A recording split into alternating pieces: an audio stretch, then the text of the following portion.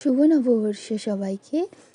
আমরা আজকে চলে যাচ্ছি নববর্ষের বিকেলবেলা মন্দিরে, মানে ঠাকুর আশ্রমে।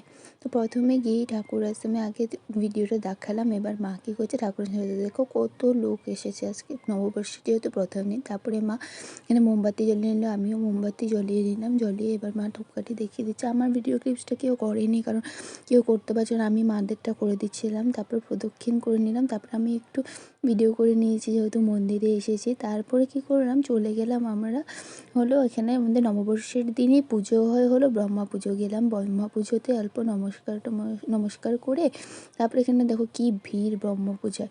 তারপরে আমরা যাব গিয়ে লামডিংয়ে যে বড় কালীবাড়িতে। এবার প্রবেশ করে দেখো লামডিংয়ে কি ভিড় কালীবাড়িতে। নববর্ষে প্রথম দিন সবাই কিন্তু আশীর্বাদ নিতে এসেছে।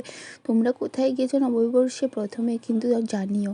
এখানে মা প্রণাম করে নিয়েছে, আমিও প্রণাম করেছি, কিন্তু আমার ভিডিও ক্লিপসটা কেউ নিয়ে নি।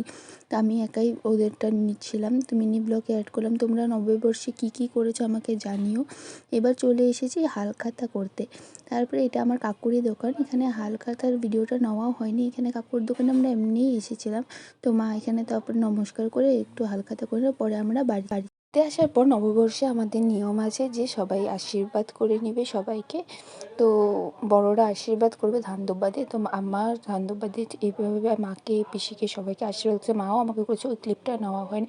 তোমাদের এই নিয়মটা কার কার আছে আমাকে জানিয়ে। শুভ নববর্ষ সবাইকে আবার জানাচ্ছি। বড়দেরকে আমার প্রণাম রইল, ছোটদের জন্য রইল ভালোবাসা। আজকের জন্য এইটুকুই, টাটা।